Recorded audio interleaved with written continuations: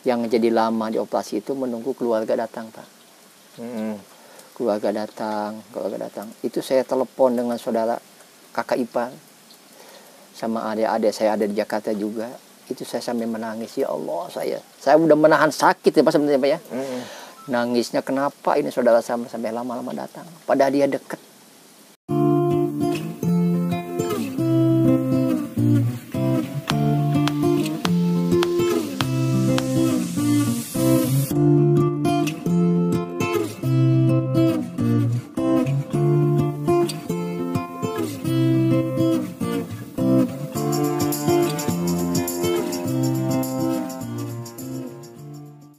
Assalamualaikum warahmatullahi wabarakatuh. Jangan lupa yang belum nonton, like, comment, dan subscribe. Ngomong naon sih teh ngurang ngirum gitu aing mah teu kaharti yuk. Assalamualaikum warahmatullahi wabarakatuh. Sebelum nonton jangan lupa like, comment, and subscribe. Wow. Hai, assalamualaikum warahmatullahi wabarakatuh. Selamat berjumpa kembali di channel YouTube Pencuri Video. Oke, hari ini kita sedang mau bercerita tentang kehidupan Pak Sutis, tentang perjalanan Pak Sutisna. Ya, mudah-mudahan perjalanan Pak Sutisna ini menjadi pelajaran, menjadi ilmu, menjadi semangat lagi kita hidup. Oke, Pak Sutisna, ayo, gimana nih Pak Sutisna, sehat? Alhamdulillah sehat Pak, alhamdulillah kondisinya sehat. Pak Sutisna santai aja, kita belajar, kita sharing gimana tentang perjalanan Pak Sutisna. Oh iya. Sampai bisa begini gitu Pak. Jadi saya akan menceritakan tentang kehidupan saya dari mulai agak dewasa Pak ya. Ya.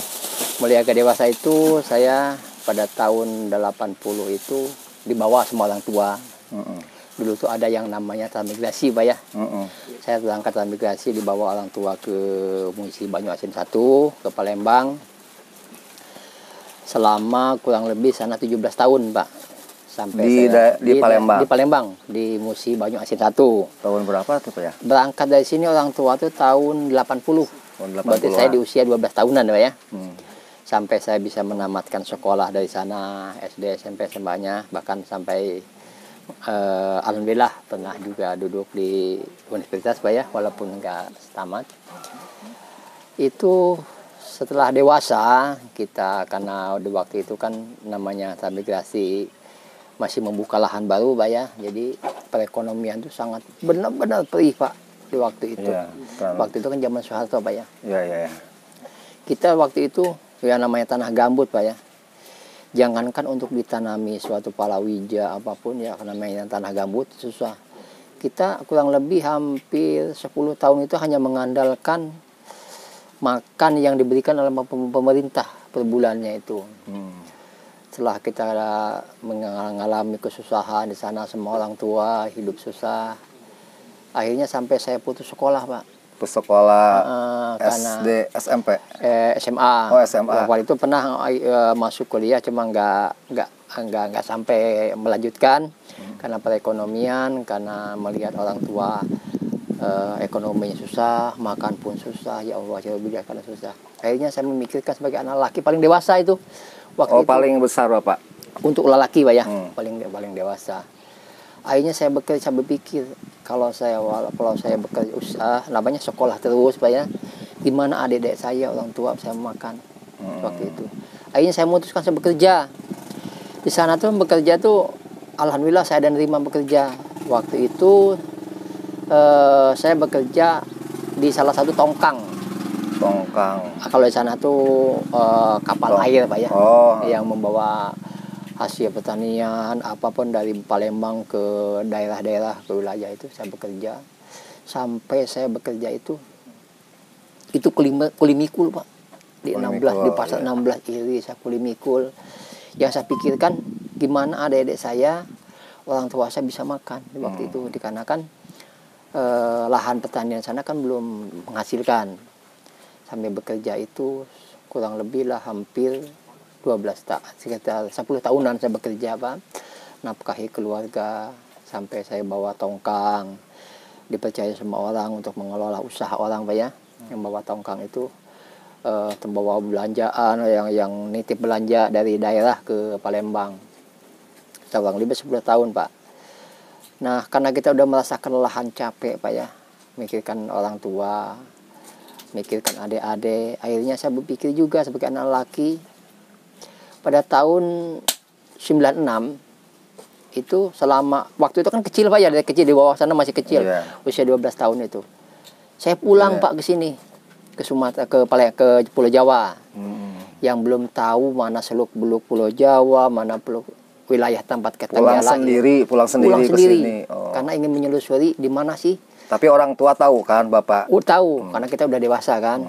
Saya izin sama orang tua, saya akan melihat, menyusuli keluarga kita di sana. Akhirnya ketemu di sini keluarga. Alhamdulillah saya selamat ketemu dengan keluarga. Ya alhamdulillah sini. Setelah saya ketemu di sini keluarga, saya melihat perekonomian di sini. Mungkin saya kalau di sini nggak terlalu capek gitu ya. Memikirkan orang tua, bantu orang tua. Lebih mudah lah ya, kalau di Jawa lihat gitu kan ya. Lihat kondisinya gitu. Prospeknya lebih baik lah gitu kan. Akhirnya 96 itu saya pulang lagi ke sana, ke Palembang. Pulang lagi ke Palembang itu kita menjemput orang tua semua. Oh, dijemput biar balik ke Jawa lagi lahan supaya yang lahan di sana 2 hektar seperti dijual. Dijual. Dijual pun di sana nggak ada harganya, Pak. Iya, karena kan waktu itu inilah ya. Iya, cuma harga cuma ratusan ribu, kan cukup tanah untuk ongkos. transmigrasi ya. Iya, cukup buat ongkos. Akhirnya setelah pulang ke sini, yang kita tadinya berpikir di sini akan mudah bekerja, mudah mencari uang, itu di luar dugaan, Pak. Ya, tidak seindah yang kita bayangkan Pak, gitu kan, karena kan emang katanya di Jawa itu lebih mudah cari kerjaan gitu kan. Akhirnya sampai di sini sampai lebih menderita Pak, karena kita orang baru kan di sini. Kita dengan teman-teman belum kenal, dengan Larassi nggak ada kenalan, itu tuh lontang-lantung Pak. Tapi kan orang tua Bapak sama Ibu kan asli orang Jawa. Asli orang sini, asli orang sini kan. Asli orang sini. Jangan jelas kan orang tua juga setelah pindah ke sini kan otomatis Sunama ngarumas sebenarnya. Ngarumas lah Sunda. Apa-apa dicampur bahasa sana. Ngarumas bahasa Sunda nama gitu. Balik lagi ke asal kan. Iya. Cara usaha. Jadi nol lah dari nol lagi. Juga. Akhirnya orang tua pun di sini menggarap tanah orang Pak. Di sebelah sana itu ada sawah punya orang, dikasih sama orang. Menggarap. Rumah di sini nggak punya, rumah pun nggak punya Pak, numpang sama orang lain karena kan di tanah garapan itu. Iya, tanah garapan itu yang penting bisa untuk makan lah ya. Kita makan sebelum kita berhasil ini ya, dibantu sama saudara-saudara untuk makan selama di sini itu. Ya kebetulan Pak, setelah saya di sini cari kerjaan ke sana kemari kita nggak dapat kerjaan. Ya mungkin Allah memberikan rezeki buat saya ketemu dengan salah seorang yang kesini itu mencari lahan pertanian. Lahan ke pertanian, saya ngobrol-ngobrol, dari sini kita mau buka cabai. Yang kebetulan alhamdulillah dalam hati saya Pak ya, saya punya ilmu dari pertanian sewaktu saya di Sumatera. Karena anak-anak muda di sana kan dibimbing Pak oleh KPPL, oleh pemerintah gimana caranya. Semua anggota transmigrasi pasti dilatih dulu kan. Kita punya alhamdulillah ya. Akhirnya ngobrol panjang lebar Pak, sampai di sini jadi kontrak lahan di sini Pak. Selama 30 hektar. Garap lah gitu ya. Kontrak. Saya ditanya salah perusahaan itu, Pak Sisna bisa nggak mengelola untuk tanam cabai? Saya bilang bisa, Pak, untuk mengelola tanam cabai sampai dengan berhasil. Karena kita keyakinan, karena kita bisa, udah tahu Pak ya. Karena kita udah dibimbing oleh PPL, bahkan udah ilmunya udah sedikit-sedikit tahu lah gitu ya. Selama di Sumatera itu di pertanian itu dibimbing oleh pemerintah, mulai tanam sayuran, tanam palawija, apapun semua kita digembleng. Gimana pemuda itu harus bisa dalam bertani. Keahlian bertani. Ilmu itu saya terapkan di sini. Mengelola salah satu perusahaan namanya waktu itu PT Elmek Pak. Dia tanam saham di sini, buka lahan 30 hektar Pak, nggak tanggung-tanggung. 30 hektar nggak tanggung-tanggung.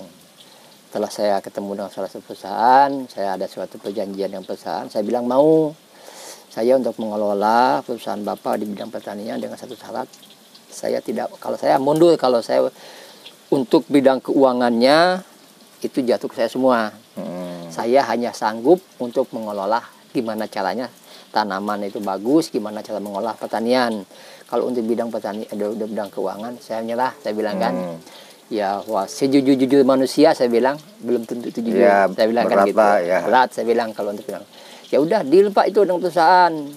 Perusahaan mengirim di sini, ke perusahaan juga mengirim di sini di bidang keuangannya, di bidang sekretarisnya dikirim semua. Saya hanya khusus mengelola gimana caranya supaya menghasilkan penghasilan tadi. Alhamdulillah Pak, dikelola tanah yang tadinya ya hutan lah Pak, alang-alang belantara di sini, di pantai di sini dari awal tuh. Iya, dari awal. Alhamdulillah sini Pak, untuk desa sini sampai desa Cidahu, Jirijaya, Desa Cisaat, saya mengelola pekerja itu sampai 400 pekerja Pak. Di sini ada lapangan pekerjaan, telah saya dibuka di sini waktu saya dengan almarhum mamang saya yang membukanya. Allah sekarang udah almarhum, dengan beliau lah saya bekerja keras di sini mengelola pertanian. Yang alhamdulillah Pak, hasilnya sangat memuaskan. Memuaskan, tapi ya gendalanya kalau untuk harga kan kita tidak tanggung jawab. Ya. Itu kan rezeki, saya bilang kalau harganya tergantung untuk insinyurnya di sana. Iya. Yang kita mah cuma ngegarap doang. Yang bagus hasilnya. Hasil gitu. bagusnya. Kalau masalah penjualan bukan urusan saya. Akhirnya waktu itu harga jatuh. Cuma dengan penghasilan produksi, apa yang diinginkan oleh perusahaan dalam per pohon itu mencapai lebih Pak. Target perusahaan itu kan mencapai target. Ya, lebih malahan. Lebih. Kata perusahaan, Pak Tisna, ini harus tanam cabai ini harus mencapai 0,7 kilo per pohon. Sanggup pembeda? Saya bilang sanggup. Itu lebih Pak, 1,2 kilo dalam per pohon. Sukses lah pokoknya pada waktu itu. Waktu itu sukses Pak untuk dalam pertanian. Bahkan sampai waktu itu ya dianggap jempol lah Pak ya. Setelah selesai. Udah rumah tangga tuh waktu itu? Udah rumah tangga. Udah rumah tangga waktu itu, udah rumah tangga. Pas sukses itu? Iya. Cuma waktu itu saya sama digaji Pak. Hanya gaji waktu itu kan ya tahun kan 2007 hanya mengolah aja kan gaji masih murah Pak ya. Beli bangunan aja 9.000, 12.000 kan waktu itu. Ya cukup saya. Tapi waktu itu mah lumayan cukup ya, Pak. Kalau dibanding sekarang mah. Nah alhamdulillah di situ Pak, saya mulai ada pengembangan, mulai kenal dengan orang-orang. Relasi-relasi. Ya yang tadinya kita di sini hanya beku karena orang baru kan ya. Orang baru sampai kenal dengan orang-orang Pak Haji Nunu itu pada kenal, akhirnya semua sampai buka pertanian. Nah kebetulan si perusahaan itu ya cuma dapat 2 musim Pak. 2 musim tanam, itu mau pindah yaitu ke daerah Jambi Pak, mau buka lahan di sana puluhan hektar, kontrak dengan Indofood. Saya mau dibawa, saya menolak Pak. Kan Pak Tisna ikut sana, bukan Pak Tisna diikuti sana kesejahteraan. Saya bilang kan. Kenapa tuh menolak Pak? Karena saya berpikir tadi saya dari Sumatera ini Pak ya. Gitu. Saya tadi dari Sumatera, udah benar-benar pahit manisnya hidup di Sumatera. Saya udah mengalaminya. Kayaknya saya menolak Pak. Akhirnya perusahaan itu pindah ke sana. Nah dari situ Pak, saya menganggur lagi nih habis setahun. Apa yang saya kerjakan? Kita hanya punya basic di bidang pertanian. Itu Pak, saya berangkat ke Jakarta Pak. Di Jakarta itu ya kita bawa sini bawa modal dikit-dikit Pak ya. Luntang lantung Pak mencari kerjaan sana kemari. Apa yang nggak bisa? Apa yang bisa kerjakan? Namanya hidup di Jakarta, di ibu kota Pak ya. Masuk ke salah satu perusahaan aluminium Pak. Masuk ke salah perusahaan aluminium. Itu ditanya, kamu udah bisa tukang? Udah, saya bilang gitu Pak. Padahal belum tahu apa yang namanya aluminium Pak. Saya ngaku bisa itu Pak. Udah punya anak berapa tuh Pak waktu itu? Anak 1. Oh baru 1. Anak 1 itu. Saya sudah gitu, bisa dia tukang? Bisa. Waduh, saya berpikir Pak, setelah saya masuk sehari kerja malahnya berpikir. Karena perusahaan ini akan mengerjakan kita, berarti kan yang dibutuhkan hasil kerjanya Pak ya. Iya. Mereka akan menggaji sistem kita, gaji, kan? sistem gaji. Gimana hasil kerjaan kita? Akhirnya kebetulan saya satu kos sama temen itu, dia baik. Saya tanya-tanya, mungkin alhamdulillah mungkin dalam daya tangkap saya agak lumayan Pak ya. Caranya bekerja begini gini. Ya setelah besoknya saya bekerja ya alhamdulillah bisa tuh Pak. Bisa, saya bilang tolonglah bantu, saya bilang saya hidup saya gini sama temen itu modal nekat benar-benar modal nekat saya benar bisa gitu saking benar-benar kita membutuhkan pekerjaan itulah kenekanan Modal saya, nekat gitu ya di Jakarta. Tapi saya bicara sama teman yang satu kos itu, saya bilang mau bimbingan, saya benar-benar kehidupan saya gini-gini. Yang kebetulan yang teman itu mengakui lah ya, mau bantu, ya udah nggak apa-apa dibantu. Yang dibantu cara bikin itu gini, cara bikin lemari gini. Aluminium kan khusus lemari, kaca segala macam itu banyak. Potong kaca. Akhirnya karena mungkin saya cekatan, kata orang Sunda tuh ya, cekatan. Akhirnya sampai bisa itu Pak, sampai saya diangkat kepala tukang Pak. Wah, tapi karena sifat saya itu Pak, sifatnya saya Pak orang bertanya Pak. Ya. Sifat orang bertanya Pak. Karena kan pengen bisa, Iya. pengen Sekalipun bisa. saya bikin ini, saya udah bisa nih Pak. Wow, saya udah bisa bikin ini. Mencek bahasa orang Sunda mah diulik. Tanya gitu Pak. Udah gitu saya diberikan suatu kepercayaan oleh perusahaan itu, saya berangkat ngerjakan yang di Sumatera itu, yang Lampung udah selesai itu saya ngerjakan di Baratasena, yang tambak udang itu. Pada tahun 96 itu 2006 saya untuk mengerjakan proyek yang ada di Medan Pak, di Siantar. Selesai dia kontrak perusahaan itu 3 bulan, saya bisa menyelesaikan 2 bulan Pak. Berapa tahun tuh Pak kerja di aluminium? Di aluminium kurang lebih lah 4 tahunan, 3 tahun Pak ya. 4 tahun. Kurang lebihnya lah Pak ya. Selesai yang di Medan itu, saya pulang dari Medan 2006 itu, pas pulang dari Medan itu oleh pimpinan perusahaan itu saya akan diberikan lagi pemegang salah satu proyek lagi. Waktu itu pas hari Kamis Pak, suruh survei dulu pekerjaan itu, survei. Setelah saya survei sama anak buah yang saya bawa itu, termasuk ponakannya juga, saya pimpinan perusahaan di bawah. Setelah survei jam 5 itu saya pulang setelah survei itu dari Jelambar, survei perusahaan yang akan saya pegang. Itu kan saya lewat Laudan Pak ya. Laudan itu satu arah kan ke arah Tanjung Priok Pak ya. Saya udah wanti-wanti ini. Kok saya mau cilaka udah tahu Pak. Oh, udah ada feeling. Iya. Udah ada feeling ya. Pak ya. Wah, ini bakal cilaka saya. Saya ngomong sama anak yang bawa motor tuh, jangan sekali-sekali kamu mendahului, saya bilang, kontainer. Kita cilaka. Pasti kalau kamu. Oh, jadi Bapak waktu itu dibonceng. Oh, dibonceng. Ya. Terus yang kebonceng Pas mau dia, iya teman. Oh, teman. Nah, mau ngedaluin saya tebak, jangan, saya bilang bahaya. Pasti kita cilaka. Pas di depan Ancol itu jembatan Goyang namanya Pak. Ada yang kontainer dari Laudan saya ikutin itu. Saya lupa ngasih tahu, dia nyalip Pak. Nyalip kontainer itu. Entah posisi dia nggak dapat, di depan ada mobil Kijang Pak. Mungkin dia tanggung Pak ya. Nabrak Kijang Pak. Terguling. Wah, terguling. Di belakang ini kontainer yang dari Laudan dari ikutin ini yang akan bakal nabrak saya. Udah tahu Pak. Ini saya cilaka ini. Pasti saya udah menyatakan ini saya cilaka ini. Kok dilalak itu kan tahu pas saya akan cilaka itu. Wah, di depan Diamond itu perusahaan es, digiles mak terguling, digiles mak kontainer Pak. Wah, digiles mak kontainer Pak. Setelah kontainer itu ada lewat Pak, saya bangun. Lihat kaki saya, astagfirullahaladzim, saya bilang kaki saya kemana ini? Itu kaki saya jauh Pak, saya ambil Pak. Saya tarik begini Pak, tarik begini. Saya telepon Pak ke perusahaan saya. Kebetulan kecelakaan saya itu. Kuat, iya. Ya. Tempat saya cilaka dengan perusahaan, kantor perusahaan saya itu hanya kehalang sungai Pak, berseberang sana. Kata bos saya, kamu jangan main-main, cilaka bener Pak. Saya bilang saya cilaka, di kontainer kaki saya putus. Yang datang itu manajernya Pak. Manajer saya datang, malah pingsan manajernya Pak. Itu yang ininya yang bawanya gimana, temen yang bawaan? Itu dia di depan saya, dia pingsan Pak. Pingsan. Karena ini kakinya kena sompal aja. Kalau kaki saya udah jauh Pak. Itu pas kayunannya, ya Allah ya Robi. Iya, itu bisa Pak. Itu situ Pak, Masya Allah Robi Pak. Yang saya ingat itu bukan anak, bukan keluarga. Sekecil apapun dosa yang kita alami, itu ada depan mata Pak. Subhanallah. Merinding saya Pak. Saya menjerit Pak sama Allah. Nangis karena saya hidup Badung, mungkin tadinya nakal Pak ya. Saya menangis. Itu menjerit sama Allah. Ya Allah, ya Robi, saya bilang, kalau ini memang umur saya panjang, bagi saya itu kekuatan.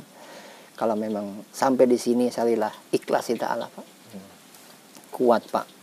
Saya sampai di masih bisa nelpon itunya Bapak. bisa nelpon, minum Pak, merokok dibawa ke pinggir itu. Kata orang jangan dikasih minum. Saya bilang nggak apa-apa Pak. Kalau memang udah nasib takdir saya untuk meninggal hari ini, saya udah minum dulu. Saya minum Pak hari itu. Sampai penuh cerita Pak, datang ambulan Pak untuk pertolongan. Kebetulan kan dari Ancol itu ke rumah sakit Mitra Kemayoran kan nggak jauh. Mitra Keluarga itu dibawa ke situ nggak jauh Pak. Itu Pak mau diamputasi setelah sampai di rumah sakit, udah perawatan pertama, pertolongan pertama, itu mau diamputasi sampai dengan jam 12 malam Pak. Kan ininya kan segimana Pak itunya kan dibawa kan udah dibawa Pak. Udah terpisah. Udah terpisah Pak, dibawa. Cuma ini kan sudah ada pertolongan pertama Pak sama karena dokter langsung datang Pak ke pertolongan pertama. Datang ke rumah sakit. Itu mau dioperasi itu kan karena posisi saya kan patahnya segini Pak. Kata dokter itu nanti akan lebih pendek, akan dipotong lagi tulangnya untuk meliputkan tanah, meliputkan daging gitu. Yang jadi lama dioperasi itu menunggu keluarga datang Pak. Keluarga datang. Itu saya telepon dengan saudara kakak ipar sama adik-adik saya ada di Jakarta juga. Itu saya sampai menangis, ya Allah saya udah menahan sakit ya Pak sebenarnya Pak ya. Nangisnya kenapa ini saudara sampai lama-lama datang, padahal dia deket. Setelah saya tanya-tanya dia menyelesaikan kerjaan dulu, astagfirullah batin saya menangis Pak. Sedangkan saya udah berjuang mempertaruhkan nyawa saya hanya nunggu tanda tangan daripada saudara untuk diamputasi. Karena dokter kan nggak mau amputasi Pak kalau nggak ada persetujuan dari dokter. Itu Masya Allah ya Rabbi, saudara sampai saya lama dia datangnya. Apa alasannya apa ya Allah, sebenarnya dari jam 4 itu dari jam 7 seperti kan nggak jauh Pak, dia kerja di wilayah Jakarta itu nggak jauh Pak. Dengan kondisi rumah sakit itu dioperasi jam 12 malam Pak, jam 12 baru malam mulai jam 12 malam gitu.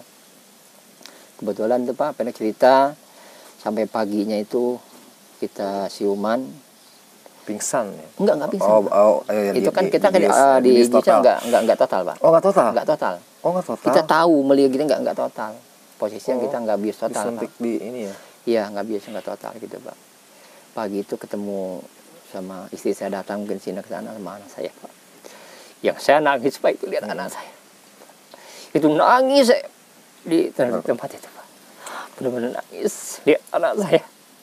Yang saya berpikirkannya itu dewasa nanti Pak, anak itu akan jadi apa gitu ya. Itu anak saya itu yang umur kurang lebih 3 tahunan lah Pak ya. Itu kayak ngerti Pak, dia duduk depan saya, Bapak kemana kaki? Berapa tahun itu anak? Anak laki-laki kurang lebih lah 2 tahun sampai 3 tahun apa Pak ya. Baru 1 ya. Satu itu dia kayak ngerti, dia nanya Pak, Bapak kemana kaki? Wah Pak, yang numpah tangis itu telah tanya anak begitu Pak. Pak, Allah, saya nangis, benar-benar nangis Pak, anak saya. Udah gitu Pak, sampai dibawa ke ruang perawatan, waktu itu Pak. Setelah saya di perawatan, ya anak saya itu, saya bilang sama istri saya, jangan dekatkan karena kita nggak kuat kan, nggak kuat. Sampai nggak kuat kita lihat anak itu. Akhirnya Pak. Dengan pengurusan setelah pondok kita itu Pak, akhirnya diurus sama pihak perusahaan untuk pengurusan asuransinya, pengurusan dari pihak perusahaan juga Pak.